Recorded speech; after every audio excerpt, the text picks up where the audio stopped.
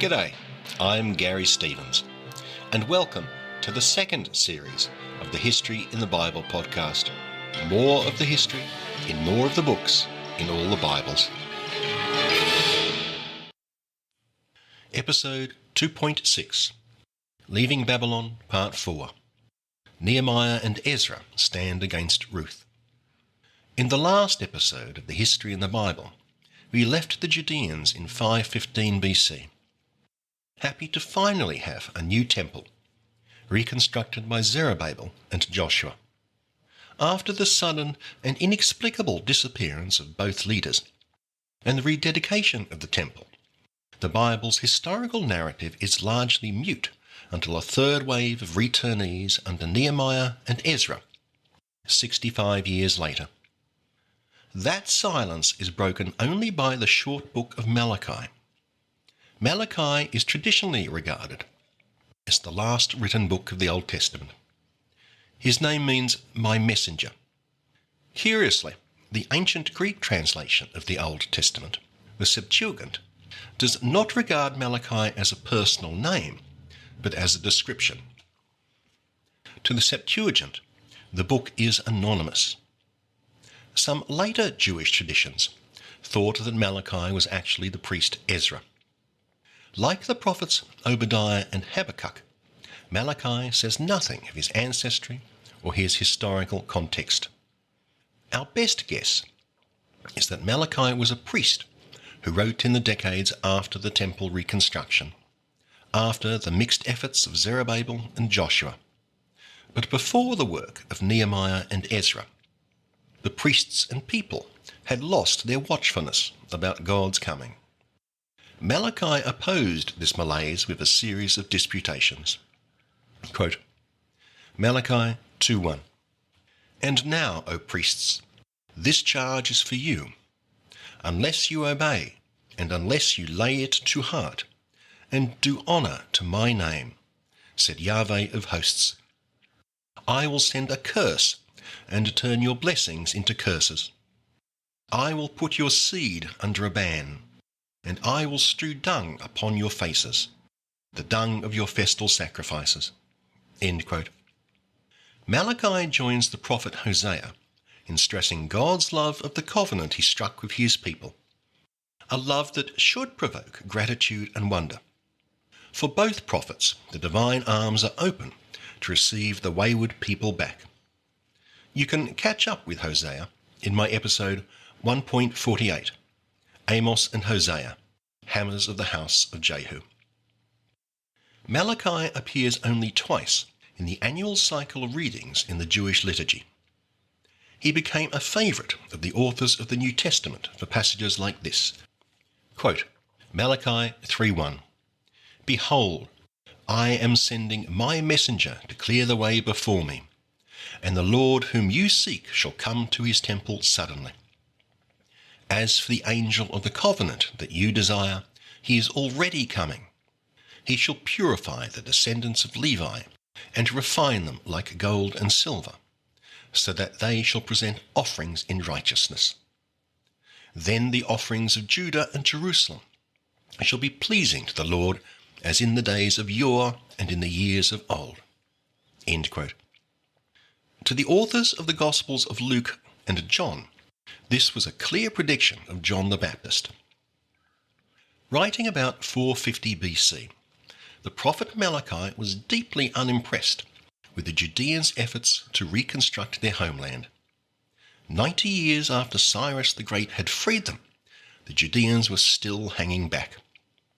What was needed was authority, and that the Judeans finally obtained with Ezra the priest and the governor Nehemiah. In the biblical story, Ezra precedes Nehemiah by more than a decade. According to the Bible, in the 7th year of the reign of the Persian king Artaxerxes, Artaxerxes, Ezra travelled from Babylonia to Jerusalem to teach and enforce the law, and to repopulate the city, all with the king's full backing. In the 20th year of Artaxerxes, Nehemiah journeyed to Jerusalem to help rebuild the city walls. Once again, biblical chronology confounds us. Which Artaxerxes? there were three. Is the same king referred to? The biblical story puts Ezra before Nehemiah. That raises problems. According to the Bible, the high priest at the time of Nehemiah was Eliashib. But the Bible also says that during Ezra's time, supposedly 13 years before Nehemiah, it was Eliashib's descendant, Johanan.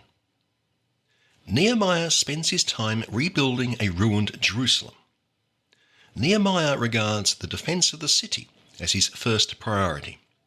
He is working amidst rubble and ruins, threatened on all sides by hostile neighbours. Ezra's work presupposes a stable, populous and secure community, safe behind its city walls. This makes no sense if Ezra preceded Nehemiah. Because of these difficulties, many scholars rearrange the order of the two. Not Ezra 13 years before Nehemiah, but Nehemiah 50 years before Ezra. How was that worked out? The easiest way to resolve the problem is to date Nehemiah to the 20th year of Artaxerxes I. This would be 445 BC. Then the Artaxerxes of Ezra would be Artaxerxes II. Ezra would have arrived in Jerusalem in that king's 7th year, 398 BC. I will follow that chronology, reversing the biblical order. And so we start with Governor Nehemiah.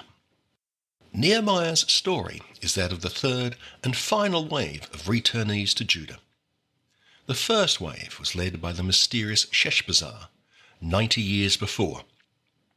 The second wave was led by the Davidic king Zerubbabel and high priest Joshua, 75 years before. Now enter Nehemiah, around 445 BC. Nehemiah, we are told, was cupbearer to Artaxerxes I. This was a placid time in the Persian Empire. Artaxerxes' grandfather, Darius I, had been defeated by the Athenians. His father, Xerxes I, had been routed by both Athens and Sparta. Artaxerxes chose diplomacy over force, spending his money fomenting dissent amongst the Greeks, rather than blowing it all on armies. He achieved quite a coup by granting asylum to his father's greatest enemy, Themistocles of Athens. In Greek, Nehemiah's title of cupbearer is oinokos, or something like that. The Greek Septuagint has eunuchos, which means eunuch. Right.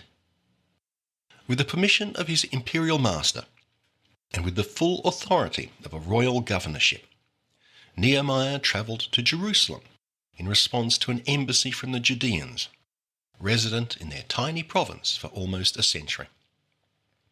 After a secret survey of the city walls, he rallied support for their rebuilding.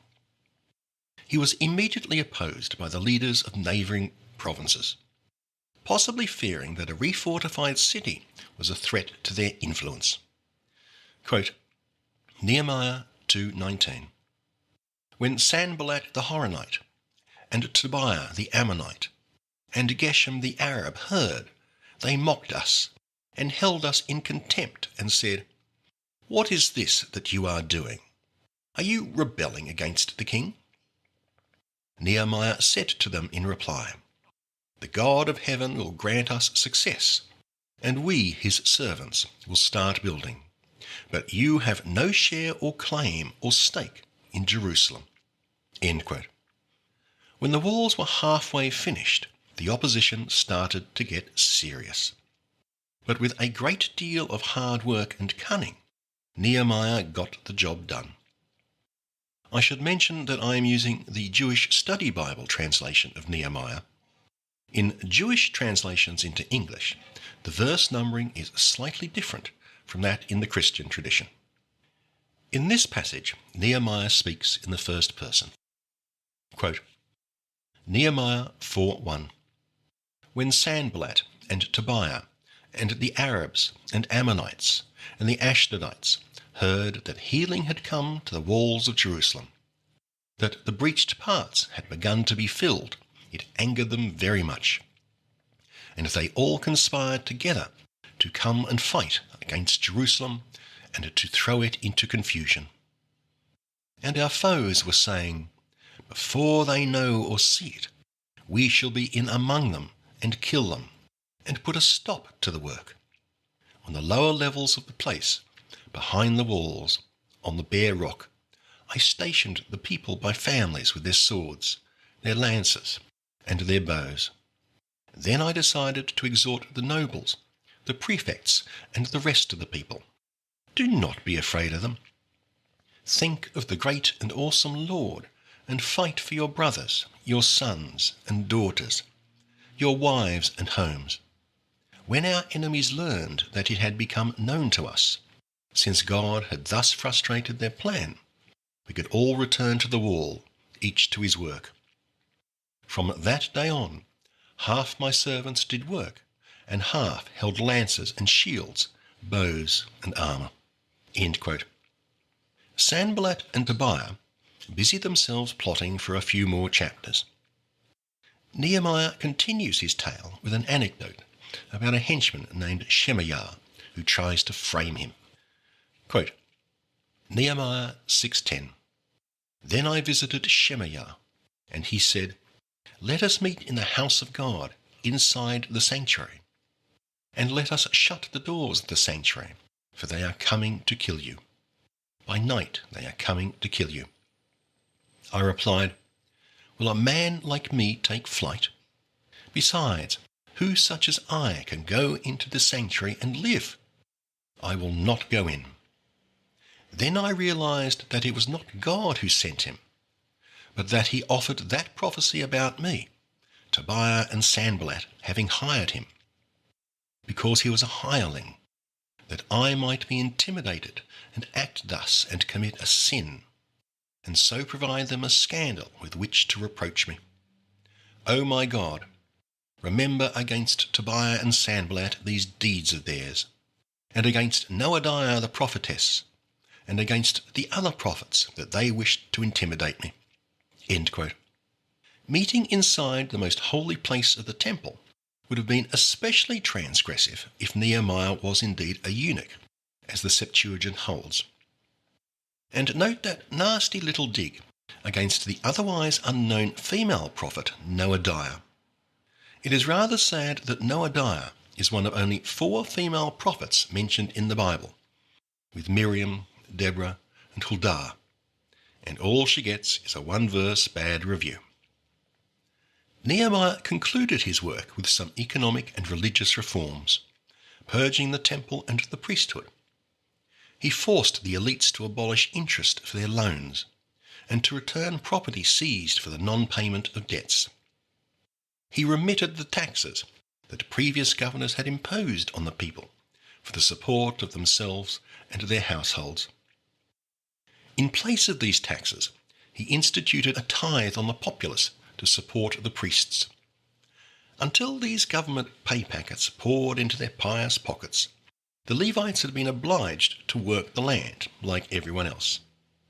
Well, we can't have that, can we? Nehemiah's final and most radical move was to ban foreign marriages. Quote, Nehemiah 13:23. "Also at that time I saw that Jews had married women from Ashdod, Ammon, and Moab.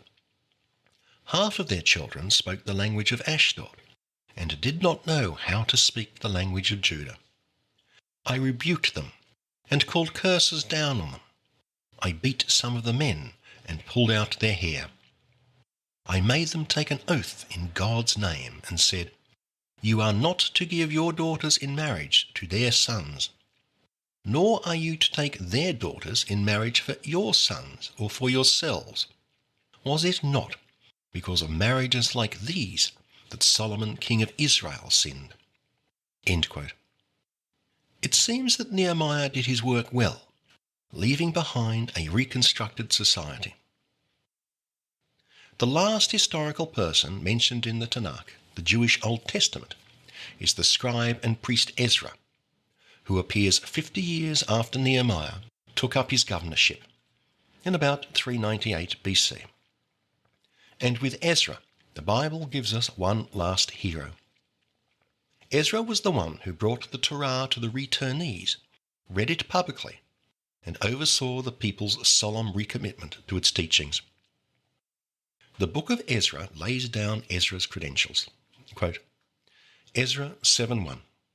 During the reign of Artaxerxes, king of Persia, Ezra son of Sariah, the son of Azariah, the son of Hilkiah, the son of Shallum, the son of Zadok, the son of Akatub, the son of Amariah, the son of Azariah, the son of Merioth, the son of Zerahiah, the son of Uzi, the son of Buki, the son of Abishua, the son of Phinehas, the son of Eleazar, the son of Aaron the chief priest.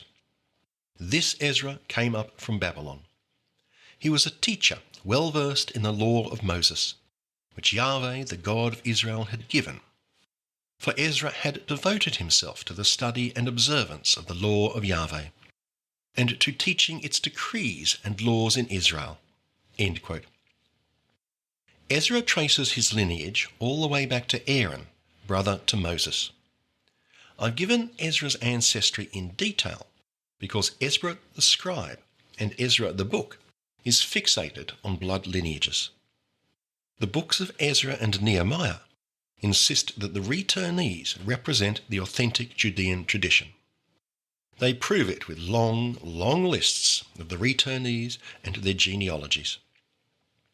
Ezra was an authority in God's law, somewhere between a prophet and a rabbi. He was favoured by God. He was the perfect candidate to guide the newly reconstituted Jewish community. In the Jewish tradition, Ezra is a second Moses. As some rabbis put it, Ezra was sufficiently worthy that the Torah could have been given through him if Moses had not preceded him. Just below the Temple Mount, in the Kidron Valley, facing the Mount of Olives, is ancient Jerusalem's most prolific spring. In ancient times, the spring was outside the city walls. Here was the place where Ezra gathered all the people of the city, and there, on Rosh Hashanah, New Year's Day, Ezra read the book of the teaching of Moses to the assembly. This is one of the great set pieces in biblical narrative. Ezra the priest appropriates the authority of Moses to himself. Quote, Nehemiah 8:1. The entire people assembled as one man, and they asked Ezra the scribe to bring the scroll of the teaching of Moses with which the Lord had charged Israel. On the first day of the 7th month, Ezra the priest brought the teaching before the congregation, men and women, and all who could listen with understanding. He read from it, from first light until midday. The ears of all the people were given to the scroll of the teaching. Ezra opened the scroll in the sight of all the people, for he was above all the people. As he opened it, all the people stood up. Ezra blessed the Lord, the great God, and all the people answered, Amen, Amen, with hands upraised. Then they bowed their heads and prostrated themselves before the Lord with their faces to the ground. End quote. The tradition of standing while the Torah is read continues in the synagogues to this day. As Joshua did after the conquest, Ezra gives a long summary of the history of the Judeans. Ezra does not say it directly, but he does imply that he is the new Joshua, conqueror of Judah. He pointedly dredges up the ancient Hebrew conquest of Sihon, king of Heshbon, and Og, king of Bashan. These stories are a hoot. Check them out in episode 1.20, Out of the Wilderness. Like all the historical retellings in the Bible, Ezra's recitation is interesting for what it omits. Ezra gives a big shout-out to the patriarch Abraham, but not to Isaac, Jacob, or Joseph. The final 2 chapters of the 10 in the book of Ezra are a long diatribe against interracial marriage. Quote, Ezra 9:1. The leaders came to me and said, The people of Israel, including the priests and the Levites, have not kept themselves separate from the neighbouring peoples with their detestable practices. They have mingled the holy seed with the peoples around them, and the leaders and officials have led the way in this unfaithfulness. When I heard this, I rent my garment and robe. I tore my hair out of my head and beard, and I sat desolate. I said, O my God, I am too ashamed and mortified to lift my face to you, O my God, for our iniquities are overwhelming, and our guilt has grown high as heaven. Because of our iniquities, we, our kings, and our priests have been handed over to foreign kings, to the sword, to captivity, to pillage, and to humiliation. End quote. Ezra quotes the Almighty. Quote, Ezra 9:11b. God said, the land that you are about to possess is a land unclean through the uncleanness of the peoples of the land, through their abhorrent practices with which they, in their impurity, have filled it from one end to the other. Now then, do not give your daughters in marriage to their sons, or let their daughters marry your sons. Do nothing for their well-being or advantage. Then you will be strong and enjoy the bounty of the land, and bequeath it to your children forever. End quote. It is not clear if the peoples of the land are foreigners who had moved into Yehud, or Jews who had become lax, at least in Ezra's eyes. There was nothing more important to Ezra than distinguishing the returning exiles, the real Jews, from the rabble who had stayed behind. The people of the land were unclean. Interracial marriage threatened Israel's stability because God demanded that the people be clean. Ezra was taking a leaf out of the book of Jeremiah. Quote, Jeremiah 24:1. Yahweh showed me 2 baskets of figs. One basket contained very good figs, and the other basket contained very bad figs, so bad that they could not be eaten. And Yahweh said to me, What do you see, Jeremiah? I answered, Figs. The good ones are very good, and the bad ones very bad, so bad that they cannot be eaten. Then the word of Yahweh came to me. And like the bad figs and the remnant of Jerusalem that is left in this land, I will make them a horror, an evil, to all the kingdoms of the earth, a disgrace and a proverb, a byword and a curse in all the places to which I banish them. I will send the sword, famine, and pestilence against them until they are exterminated from the land that I gave to them and their fathers. End quote. That's pretty harsh. According to Jeremiah, the only real Judeans are those taken to Babylon. Ezra decided that the only way to ensure that the returnees were recognized as the real Jews was to provide impeccable credentials for their bloodlines. Quote, Ezra 10:1. While Ezra was praying and making confession, a very great crowd of Israelites gathered about him, men, women, and children. The people were weeping bitterly. Then Shechaniah spoke up and said to Ezra, We have trespassed against our God by bringing into our homes foreign women from the peoples of the land. But there is still hope for Israel despite this. Now then, let us make a covenant with our God to expel all these women and those who have been born to them in accordance with the bidding of our God. Take action, for the responsibility is yours, and we are with you. Act with resolve. Then Ezra the priest got up and said to them, You have trespassed by bringing home foreign women, thus aggravating the guilt to Israel. So now make confession to the Yahweh God of your fathers, and do his will, and separate yourselves from the peoples of the land and from the foreign women. End quote. The book of Deuteronomy, chapter 7, forbids Jews from marrying some foreigners. That book specifically says a man may marry an Egyptian or an Edomite. He cannot marry a Moabite or an Ammonite. Apart from these regulations, a man is permitted to marry anyone who won't lead him astray. So no Mormons, Catholics, feminists or atheists. Nothing is said in Deuteronomy about whom a woman can marry.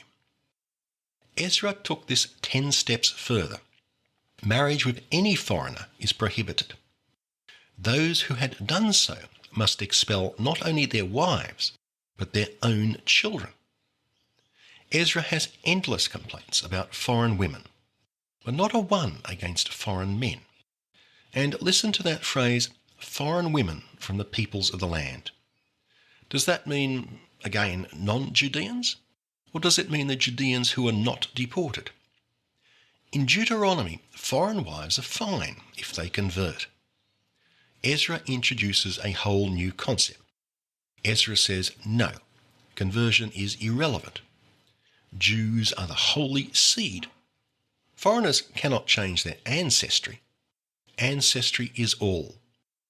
Ezra introduces a new, permanent and universal ban on interracial marriage. Ezra's reading of the Torah before all the people concludes with the nation swearing to a new covenant. Top of the new laws are the intermarriage ban and observing the Sabbath. Consonant with Ezra's preoccupation with bloodlines, the scribe names each of the 25 priests, 19 Levites, and 47 heads of the house of Judah who put their names on the line. Ezra, born priest that he is, follows Nehemiah's lead about the religious welfare state. He tacks on to the end of the covenant a taxpayer-funded commitment that the people will joyfully feed the priests and keep them in the lifestyle Ezra no doubt believed they deserved. Not everyone agreed with Ezra. Against Ezra's ban on interracial marriage, the Book of Ruth stands as a direct challenge. The book ties with the Song of Solomon as the shortest book in the Old Testament, at least in English translation and book division. A brief 2,000 words. In the Jewish tradition, Ruth is included among the 5 scrolls, in the 3rd division of the Tanakh, the writings. Christian Bibles follow the Septuagint in placing it between Judges and Samuel, recognizing that the book is set in the period of the Judges. We really have no idea when and where it was written. Scholars can't decide if it is very early and written in the northern kingdom of Israel before its destruction by Assyria, or very late, written as a direct response to Ezra's xenophobia. The story starts off with 2 Judeans, Elimelech and his wife Naomi. To escape a famine, they leave Bethlehem with their 2 sons, Mahlon and Chilion, to seek a home in the land of Moab. Those names mean something like sickness and terminated. You can see where this story is going. The sons marry 2 Moabites, Orpah and Ruth. To no one's surprise, Elimelech and his sons promptly die. Naomi returns to Bethlehem with her Moabite daughters-in-law. Ruth struggles to keep her mother-in-law afloat by gleaning in the fields of Boaz, Elimelech's wealthy relative. Struck by Ruth's loyalty to Naomi, Boaz takes Ruth to wife. In a surprise twist at the end of the story, Ruth the Moabite is revealed as the grandmother of King David. Throughout the story, Ruth, Naomi and Boaz are portrayed as models of kindness, loyalty and commitment that go beyond the bounds of law or duty. In rabbinic tradition, Ruth is the ideal convert to Judaism. God is mentioned several times, but he is never part of the action. God remains in the shadows. The book of Ruth would have reduced Ezra and Nehemiah to impotent rage.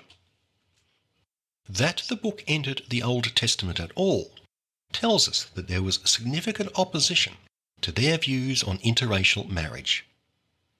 Deuteronomy had already explicitly blacklisted the Moabites. Not only is Ruth a detested Moabite, but she is grandmother of the Hebrews' greatest king, David. At last, after 4 episodes, the Jews are ensconced in the province of Yehud, under the benevolent dominion of the Persians. Next time, I recount what little we know of that period, and I'll conclude my survey of the Old Testament with 4 of the least compelling books of the canon: Esther, Judith, Obadiah, and Jonah. Thanks for listening. Thanks for listening. For maps, charts, and diagrams, check out my website, www.historyinthebible.com.